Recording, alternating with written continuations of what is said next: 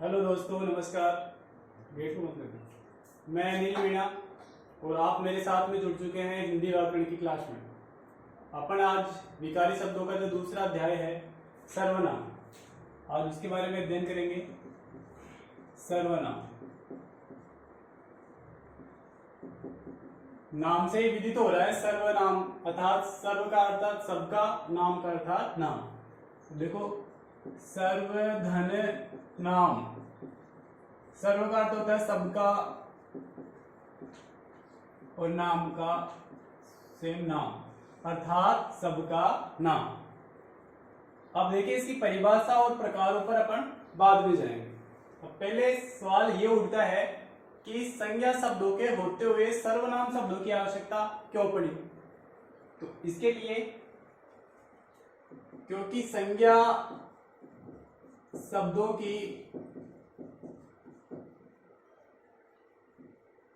की पुनरावृत्ति दोष से बचने के लिए किसकी आवश्यकता पड़ी? सर्वनाम शब्दों की। संज्ञा शब्दों की पुनरावृत्ति दोष से बचने के लिए हमें सर्वनाम शब्दों की आवश्यकता पड़ी। दूसरा, वाक्य को प्रभावहीन होने से बचाने के लिए,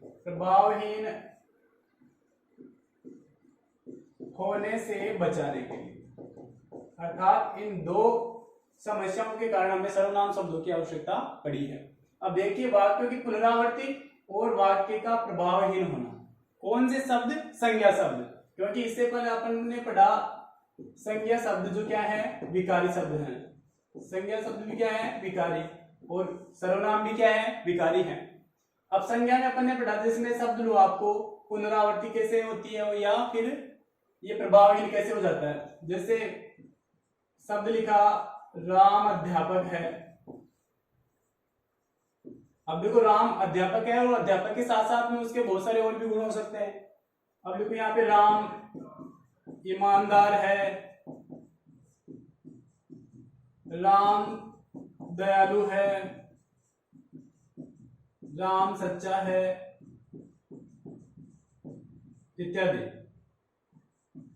अब देखिए, ये क्या है? संज्ञा शब्द है और इस संज्ञा शब्द की बार बार क्या हो रही है? आवृत्ति हो रही है। इस आवृत्ति से बचने के लिए, और जब ये बार बार आवृत्ति हो रही है तो ये शब्द जो है, जो वाक्य है, वो क्या हो रहे हैं? प्रभावहीन हो रहे हैं। इन दोनों से बचने के लिए इन संज्ञा शब्दों के साथ स्थान पे कौन से शब्द काम में लेते हैं अपन? जैसे वह ईमानदार है, वह दयालु है और वह सच्चा है। अब देखो, संज्ञा शब्दों के स्थान पे कौन से शब्द लिए अपन ने? वह का प्रयोग किया और वह ही क्या है? सर्वनाम है। अर्थात पहले शब्द आ गया संज्ञा शब्द राम अध्यापक है, फिर उसकी पुनरावृत्ति न होती हुए कि वह ईमानदार भी है, वह दयालु और वह सच्चा है। तो वाक्य की जो संज्ञा शब्द है उसकी पुनरावृत्ति भी नहीं हुई और प्रभावहीन होने से भी ये वाक्य बच गया। ठीक है, तो ये तो हमें सर्वनाम शब्द की आवश्यकता के बारे में अध्ययन कर लिया। अब इसकी परिभाषा के बारे में देखते हैं। तो देखिए, वे विकारी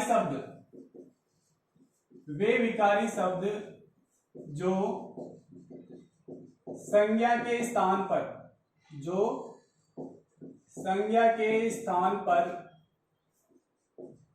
प्रयुक्त किए जाते हैं,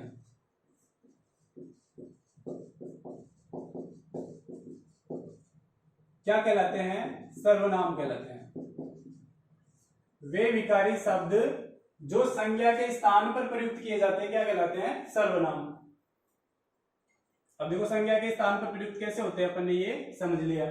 अब देखो, सर्वनाम के प्रकार की ओर चलते हैं। तो प्रकार तो इसके कितने होते हैं आपको पता है? 6 प्रकार होते हैं सर्वनाम के। अब बहुत सारे विद्यार्थियों को इन 6 प्रकारों को याद करने में भी बहुत सारी समस्याएं आती है। तो उसके लिए एक सिंपल सा सूत्र है, आप इसके माध्यम से इसके 6 प्रकारों को आप याद कर सकते हैं कि जब पुरुष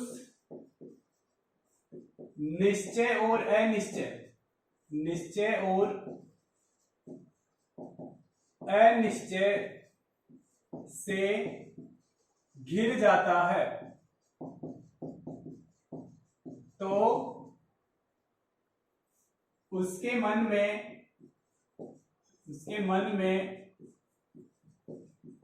प्रश्न उठता है जिनका संबंध निज से होता है। जिनका संबंध किससे होता है? निज से होता है। अब देखिए इस सूत्र के माध्यम से जो 6 प्रकार के जो विशेषण अपने सर्वनाम है, पहला है पुरुषवाचक, निश्चयवाचक, अनिश्चयवाचक, प्रश्नवाचक, संबंधवाचक और निजवाचक। इनको अपन क्रम से लिख लेते हैं। पहला है पुरुषवाचक, दूसरा निश्चयवाचक, तीसरा अनिश्चयवाचक, चौथा प्रश्नवाचक, पांचवा संबंधवाचक और छठा और अंतिम निजवाचक।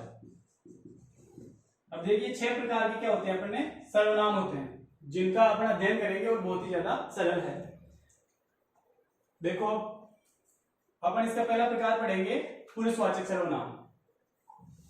परिभाषा आप इसका स्क्रीनशॉट भी ले सकते हैं और साथ के साथ में लिख भी सकते हैं।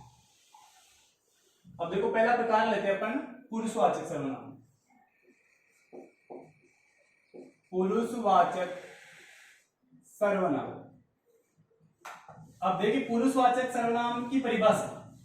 पुरुष अर्थात अपन ने संज्ञा शब्द पढ़े थे इससे पहले वाले क्लास में, तो पुरुष का क्या अर्थ बताया था मैंने? कथन। पुरुष का अर्थ क्या होता है? कथन।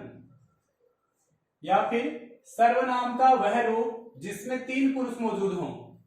सर्वनाम का वह रूप जिसमें 3 पुरुष मौजूद हों, जिसमें 3 पुरुष मौजूद हों, वो क्या कहलाएगा? पुरुषवाचक सर्वनाम। अब देखिए कथन और 3 पुरुष। अब कथन को पहला कौन सा होगा? जो कहने वाला, उस कथन को कहने वाला। दूसरा उस कथन को सुनने वाला। और तीसरा जो कथन अर्थात जिसके बारे में वो कथन कहा जाए, जिसके बारे में कहा जाए। अब ये तो क्या हो गया? कथन, कहने वाला, उस कथन को सुनने वाला और जिसके बारे में वो कथन कहा जाए। अब कहने वाला उत्तम पुरुष। जो 3 प्रकार के पुरुष हैं, तो पहला कौन सा आएगा? उत्तम पुरुष। सुनने वाला मध्यम पुरुष में, और जिसके बारे में कहा जाए वो अन्य पुरुष में। अब ये 3 पुरुष होते हैं पुरुषवाचक सर्वनाम में। अब देखो कहने वाला कौन होगा? जो अपने आप के बारे में कहेगा, स्वयं के बारे में कहेगा। तो एक वचन होगा तो उसके लिए कौन सा सर्वनाम शब्द आएगा? मैं। और बहुवचन रूप में होगा तो हम। मध्यम पुरुष में जो सुनने वाला है, जिसको अपन वो बात कह रहे हैं, तो अगर अपन से छोटा है और एक वचन में है तो उसको क्या संबोधन करेंगे अपन? तू से। अपन से छोटे हैं, बहुत सारे हैं, समूह में है, तो उनको किस शब्द से संबोधित करेंगे? तुमसे। और सबको आदर सूचक शब्द के लिए अर्थात आदर देने के लिए अपन किस शब्द का प्रयोग करेंगे? आपका। ऐसे अन्य पुरुष जिसके बारे में वो कथन कहा जा रहा है, अर्थात यह, वह,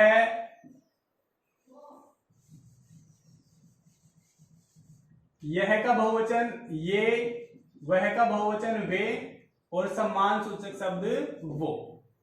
ये 5 जो सर्वनाम शब्द है वो किसका पर्याय है? अन्य पुरुष के।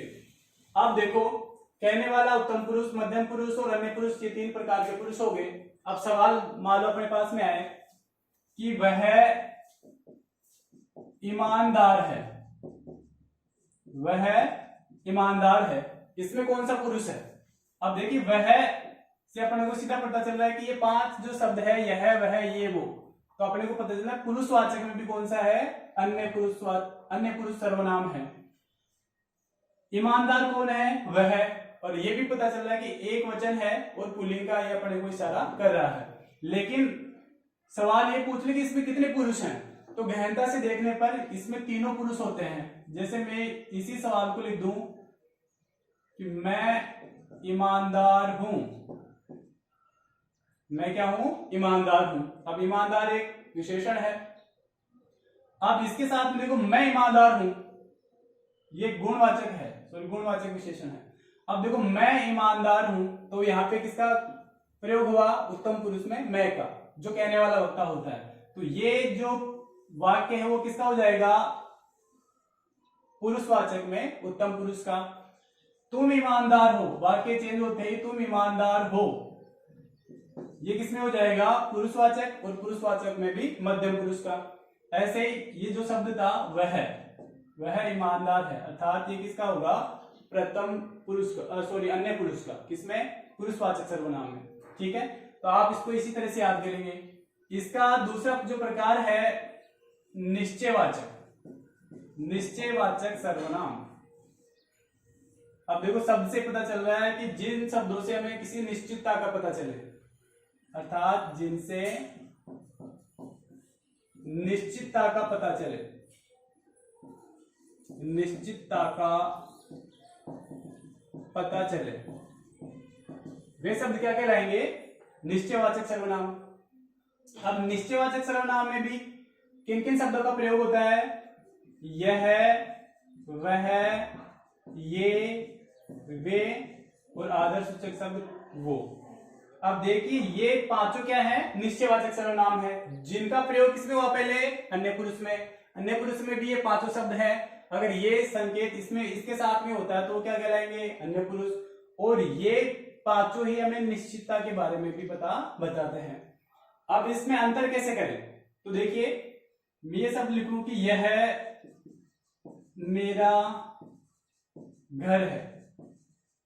अब इसमें यह आ रहा है और यहाँ पे भी वह आ रहा है, तो दोनों जो वाक्य है उसमें आप अंतर कैसे करोगे, तो उसके लिए अपन देखते हैं कि अपन ने पहले क्या पढ़ी थी, संज्ञा।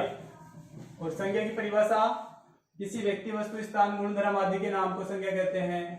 व्यक्ति, वस्तु और स्थान। अब आप देखिए इन दोनों में भेद समझने के लिए इस संज्ञा को समझना आपको अनिवार्य है।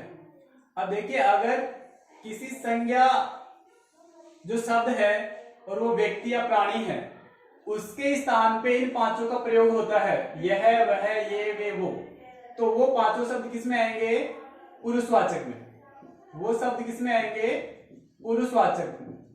और पुरुषवाचक से भी मान लो गहन प्रश्न पूछ ले तो पुरुषवाचक के भी अन्य पुरुष में। कब, जब व्यक्ति या प्राणी के स्थान पे ये शब्द काम में ले।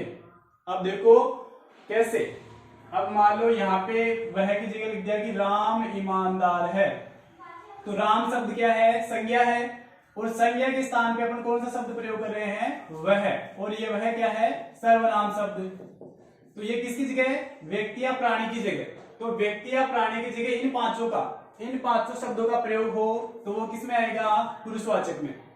ठीक है, और व्यक्ति को छोड़ करके इन दो, वस्तु और स्थान, जो संज्ञा है उसके साथ में अगर इन पांचों का प्रयोग करते हैं, वस्तु और स्थान के साथ में इन पांचों का प्रयोग करते हैं, तो वो किसमें आएगा, निश्चयवाचक सर्वनाम में। यही पांच शब्दों का अगर वस्तु और स्थान के साथ में प्रयोग होता है। अब देखिए घर क्या है, स्थान सूचक शब्द है, इसके साथ में कौन सा शब्द आ रहा है, यह। तो यह का प्रयोग किसके साथ में हो रहा है, इस संज्ञावाची शब्द के साथ में। तो अर्थात यह जो वाक्य होगा वो क्या होगा, निश्चयवाचक सर्वनाम। अब इन पांचों में से वो शब्द कोई से भी हो सकते हैं। ठीक है, इतना क्लियर हो गया। अब आप एक और देखो, एक समस्या और आती है, इसी वाक्य को मैं लिख दूं कि यह घर मेरा है। अब देखो वाक्य पूरी तरह से बदल गया है, यह घर मेरा है। अब यह घर की तरफ क्या हो गया, संकेत हो गया। जैसे मैं इसकी जगह कहूं कि यह पेन मेरा है, पेन भी संज्ञावाची है और घर भी क्या है, संज्ञावाची है। तो इसकी तरफ क्या हो गया कि यह घर, अर्थात यह पेन मेरा है, तो क्या हो गया संकेतवाचक, संकेतवाचक विशेषण हो गया यहाँ पे, यानी यह जो वाक्य है वो संकेतवाचक विशेषण है। और यह क्या है, सर्वनाम शब्द है, तो इसको अपन क्या बोलते हैं, सार्वनामिक, सार्वनामिक विशेषण, सार्वनामिक विशेषण भी अपन इसको बोल सकते हैं। अब देखो, अब यह का प्रयोग इसमें भी है, इसमें भी है, लेकिन वाक्य चेंज होते ही ये क्या हो गया, सार्वनामिक विशेषण कैसे हो गया। अब इसको भी आप अच्छी तरह से समझ लीजिए। अब देखो, ये तो अपन ने समझ लिया कि व्यक्ति या प्राणी के स्थान पे अगर ये पांचों शब्द आए तो पुरुषवाचक, और वस्तु और स्थान के साथ में आए तो निश्चयवाचक। अब देखो, इन दोनों में कैसे अंतर करेंगे, अगर इन पांचों शब्दों के साथ संज्ञा तुरंत बाद में है, अब घर क्या है, संज्ञावाचक शब्द है, तो इन पांचों वर्णों के तुरंत बाद में यानी ठीक बाद में अगर संज्ञा शब्द का प्रयोग होता है तो किसमें आएगी, सार्वनामिक विशेषण में। और इन पांचों शब्दों के ठीक बाद में न आए क्या, संज्ञा शब्द, अर्थात संज्ञा इन पांचों वर्णों के ठीक बाद में नहीं आए, क्योंकि इसके बीच में क्या आ गया, मेरा। तो मेरा क्या बताता है, संबंध, जो खुद से संबंध बताए, अर्थात वो शब्द क्या आ गया, मेरा। अर्थात इनके ठीक बाद में संज्ञा नहीं है, ठीक बाद में संज्ञा नहीं होती है तो वो कौन सा होता है, निश्चयवाचक सर्वनाम। ठीक बाद में संज्ञा का प्रयोग हो रहा है वो किसमें होगी, सार्वनामिक विशेषण में। ठीक है, क्लियर हो गया आपके। तीसरे पॉइंट की ओर बढ़ते हैं। तीसरा है अनिश्चयवाचक सर्वनाम, अनिश्चयवाचक सर्वनाम। देखिए दोस्तों, बहुत सरल है। अनिश्चयवाचक सर्वनाम में दो ही शब्द आते हैं, एक तो आता है कोई और दूसरा है कुछ, कोई और कुछ। अब देखो, दरवाजे पे कोई आया है, उदाहरण लेते हैं, कोई आया है, कोई आया है। अब देखो, कोई आया में ये जो शब्द है ये अनिश्चय यानी अनिश्चय सूचक शब्द है। इस शब्द को देख करके अपन निश्चित नहीं कर पा रहे हैं कि कोई का मतलब तो कोई भी आ सकता है। अब दरवाजे पे पड़ोसी भी आ सकता है, रिश्तेदार भी आ सकता है, बेटा भी आ सकता है, मतलब कोई भी आ सकता है। अर्थात जब हमें निश्चितता का पता नहीं चले तो कौन सा सर्वनाम, अनिश्चयवाचक सर्वनाम। अब मान लो उस दरवाजे को खोलते हैं, हमें पता चलता है कि राम आया है, राम आया है, तो राम तो क्या है, संज्ञावाची शब्द है, ठीक है। और हमें राम का पता लग गया तो ये क्या हो गया, निश्चय हो गया। तो अर्थात ये वाक्य तो क्या हो गया, निश्चयवाचक, क्योंकि हमें पता चले कौन आया है, राम, और इसमें पता नहीं चलता है। अर्थात ये जो शब्द है वो किसमें आएगा, अनिश्चयवाचक में। दूसरा जो शब्द है कुछ, तो देखिए, दूध में कुछ गिरा है। अब देखो, इसमें भी देखो कोई शब्द और यहाँ पे क्या आएगा, कुछ शब्द। अब दूध में कुछ गिरा है, इसका मतलब कुछ भी गिर सकता है, कोई निश्चित नहीं है। दूध में आप देखो मक्खी भी गिर सकती है, कचरा भी गिर सकता है, चाय भी गिर सकती है, कुछ भी। तो ये शब्द हमें किसका पता बता रहे हैं, अनिश्चयवाचक सर्वनाम का। तो ये दो शब्द आप याद कर लो, ज्यादा आपको याद करने की आवश्यकता नहीं पड़ेगी। ठीक है, इस प्रकार से आपके 3 बिंदु हो गए। अपन चौथे बिंदु पे आते हैं। जो चौथा प्रकार है सर्वनाम का, प्रश्नवाचक सर्वनाम। चौथे प्रकार का नाम है प्रश्नवाचक सर्वनाम, प्रश्नवाचक सर्वनाम। अब देखो, नाम से क्या पता चल रहा है, प्रश्न, ऐसे वाक्य जिनमें हमें प्रश्न सूचक हो, अर्थात ऐसे वाक्य जो हमसे प्रश्न पूछते हो। अब देखो, प्रश्नवाचक में जैसे मैंने लिखा, मेरा नाम राम है। अब ये तो क्या हो गया, उत्तर है, ये सवाल नहीं, मेरा नाम राम है, मैं बता रहा हूं मैं खुद के बारे में, इस संबंध सूचक शब्द का नाम सहारा लेकर के कि मेरा जो नाम है वो क्या है, राम है। अब इसे प्रश्न करेंगे तो क्या होगा, आपका नाम क्या है। अब ये क्या होगा, प्रश्न सूचक शब्द हो गया। अब देखो, मेरा और इसमें आपका, मेरा और आपका तो क्या है, संबंधवाचक है, संबंधवाचक शब्द है। आपका, जैसे मैं प्रश्न पूछे कि आपका नाम क्या है, तो मैं मेरा संबंध बताते हुए बताऊंगा कि मेरा नाम क्या है, राम है। अब ये दोनों तो क्या हो गए इसमें, संबंधवाचक, और राम इसमें क्या हो गया, संज्ञावाचक। और नाम से नाम और ये इसके पूरक है। तो बचा क्या, कौन सा शब्द क्या? अब जो ये क्या शब्द बचा वही प्रश्न सूचक शब्द है। यही क्या है, प्रश्न सूचक शब्द है। अर्थात इससे पता चल रहा है कि ये हमसे पूछ रहे हैं कि आपका नाम क्या है, अर्थात हम फिर इसका उत्तर देंगे कि मेरा नाम ये है। तो संज्ञा के स्थान पर कौन सा प्रयोग हो रहा है, सर्वनाम, और सर्वनाम में भी किसका पता चल रहा है, प्रश्न सूचक शब्द का। अब देखो प्रश्न सूचक जो शब्द आते हैं वो जब अपन लेखन पढ़ेंगे तो पत्रकारिता लेखन में भी उसकी शैली होती है 6 प्रकार। वो कौन कौन से होते हैं, कब, क्यों, क्या, कैसे, कौन और कहां। ये 6 प्रकार होते हैं, उनके माध्यम से पूरा समाचार जो लेखन है वो डिपेंड होता है, वो अपना बाद में पढ़ेंगे। अब ये जो शब्द आएंगे किसी भी वाक्य में वो किसके सूचक होंगे, वो प्रश्नवाचक सर्वनाम में आएंगे। जैसे जयपुर कब जा रहे हो, क्यों जा रहे हो, जयपुर से क्या लाओगे, कैसे जा रहे हो, कौन कौन साथ में जा रहे हो और कहां कहां जाओगे। अर्थात इन 6 प्रश्नों आपको किसी भी वाक्य में दिखे तो वो क्या कहलाएंगे, प्रश्नवाचक सर्वनाम। तो ये भी सरल है। 5वां देखिए, संबंध सूचक संबंधवाचक सर्वनाम। 5वां आपका देखिए संबंधवाचक सर्वनाम। अब संबंध से पता चलता है कि संबंध किसके, अर्थात संबंध कौन से शब्दों में, संज्ञा और सर्वनाम शब्दों के बीच में संबंध।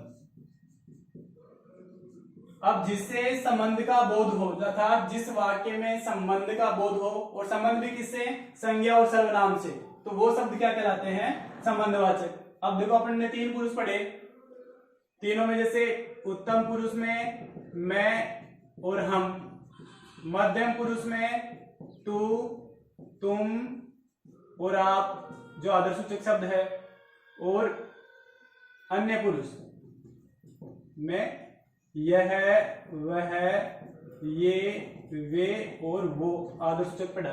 अब देखो संबंध में उन्हीं शब्दों का, जैसे मैं का अपन रूप लिखेंगे तो पुल्लिंग में लिखेंगे मेरा, स्त्रीलिंग में मेरी और बहुवचन में मेरे, सॉरी मेरे। पुल्लिंग में तुम्हारा, स्त्रीलिंग में तुम्हारी और बहुवचन में तुम्हारे। ऐसे ही हमारा, हमारी पुल्लिंग में और बहुवचन में हमारे। ऐसे ही तुम्हारा, सॉरी तेरा, तेरी या तेरे। और अपन अन्य पुरुष में ले तो उसका, स्त्रीलिंग में उसकी और बहुवचन में उसके, उनका, उनकी और उनके। ठीक है, तो ये शब्द तो क्या है, संबंध सूचक शब्द हैं। अब आप ऐसे इन शब्द का पुल्लिंग स्त्रीलिंग के बारे में अपन ये परिवर्तित रूप कर लेते हैं। अब देखो मैं का जो ये शब्द है ये तो क्या है, संबंध सूचक शब्द है, जो प्रथम पुरुष में वो बताते हैं। लेकिन इनके साथ में जो ये शब्द है ये संबंध सूचक शब्द बताते हैं अपने को। कैसे, जैसे अपन मैं शब्द दूं कि ये, और संबंध किसके साथ में, संबंधवाचक जो संबंध सूचक जो शब्द है वो लिंग और वचन के साथ में परिवर्तित भी हो जाते हैं। इसको समझिए, जैसे मैं कहूं कि मोहन का भाई, ठीक है, यहां पे संबंध सूचक शब्द जो क्या आ रहा है, का। और दूसरा शब्द लिखो कि मोहन बहिन। अब यहां पे क्या क्या क्या हो जाएगा, कि, क्योंकि यहां पे पुल्लिंग से क्या बदल गया, लिंग क्या हो गया, स्त्रीलिंग। और स्त्रीलिंग में जो संबंध सूचक शब्द है वो भी क्या हो गया, बदल गया। अब ये देखो अपन ने कारक पढ़ेंगे तो उसमें संबंध कारक आता है। संबंध कारक में कौन, उसके जो चिन्ह है का, के, की, रा, रे और री, और ये शब्द क्या है, संबंध सूचक शब्द हैं। अब देखो का, के, की, तो यहाँ पे देखो आप का, के, की, का, के, की। ऐसे रा, रे, री, रा, रे और री। ठीक है, तो इनसे अपने को ये शब्द आए तो किसमें आएंगे, संबंधवाचक में। अब देखो इसका एक उदाहरण और देख लो। जिससे आपके संबंधवाचक क्लियर हो जाएगा। जैसे शब्द आएगा जिसकी लाठी उसकी भैंस, जिसकी लाठी उसकी भैंस। अब देखो मैं इसको ऐसे लिख सकता हूं कि राम की लाठी, राम की लाठी राम की भैंस। ठीक है, अब देखो यहाँ पे संज्ञावाची शब्द है राम, और राम की जगह मैंने कौन सा सर्वनाम शब्द लिया, जिस, अर्थात राम की जगह संज्ञा के स्थान पर कौन से शब्द को प्रयोग किया मैंने, सर्वनाम का। ठीक है, और यहाँ पे भी संज्ञा के शब्द पे उसकी, उस शब्द का लिया। और ये जो शब्द है कि, यही क्या बता रहे हैं, संबंध बताते हैं। यही जो दो शब्द बता रहे हैं अपने को क्या बता रहे हैं, संबंध सूचक शब्द है। तो अर्थात ये जो संबंध सूचक है इनका प्रयोग होता है और ये लिंग के साथ में बदलते भी हैं, तो वो किसमें आएंगे, संबंधवाचक सर्वनाम में। अब देखो इसका छठा प्रकार और अंतिम प्रकार, निजवाचक सर्वनाम। निजवाचक सर्वनाम, छठा जो प्रकार पढ़ेंगे अपन, निजवाचक सर्वनाम। अब देखो निज यानी क्या होता है, स्वयं से संबंधित, निज यानी स्वयं का। और इसके लिए अपन याद करने के लिए एक शब्द देख लेते हैं, आप। हाँ, आप शब्द है, आप शब्द का प्रयोग किसमें होता है, निज के लिए। और वो कब होता है, जब स्वयं के लिए शब्द का अपन प्रयोग करते हैं। तो जैसे निज के लिए स्वयं भी बोल सकते हैं, खुद भी बोल सकते हैं, और आप भी बोल सकते हैं। कैसे बोलते हैं वो समझ लें आप। आप देखो, आप इसमें भी आता है, और आप अपन ने कहा पढ़ा था, पुरुषवाचक के मध्यम पुरुष में भी अपन ने आदर्श सूचक शब्द क्या पढ़ा था, आप। अब इसमें देखो इस शब्द का प्रयोग कैसे करते हैं और कैसे समझेंगे कि ये निजवाचक है कि आप प्रश्न पुरुषवाचक है। तो देखो एक मैं शब्द लिखता हूं, जैसे माँ ने कहा कि बेटा खाना खा ले, तो माँ, बेटा क्या बोलता है कि माँ आप खा लो, आप खा लो, मैं अपने आप खा लूंगा। अर्थात माँ खा लो, मैं अपने आप क्या करूंगा, खा लूंगा। अब इसमें देखो दो शब्द है, एक तो ये आप और एक ये आप, अर्थात आप शब्द का प्रयोग दो बार हुआ है। अब ये तो देखो माँ को आदर सूचक शब्द है, आदर देने के लिए बोला गया है कि माँ आप खा लो, और ये जो आप है ये किसके लिए प्रयुक्त हुआ है, स्वयं के लिए, यानी मैं अपने आप ही खा लूंगा। माँ आप खा लो मतलब यहाँ पे कह रहे हैं ना, सुनने वाला कौन है यहाँ पे, माँ। तो ये आप खा लो, तो माँ सुन रही तो किसमें आएगा, मध्यम पुरुष में, और आदर सूचक शब्द है आप। और कह रहे हैं कि मैं अपने आप खा लूंगा, अर्थात मैं स्वयं खा लूंगा, मैं खुद ही खा लूंगा, या मैं आप ही खा लूंगा। तो ये जो आप है और जो स्वयं के लिए प्रयोग होता है, तो वो तो किसमें होता है, निजवाचक में।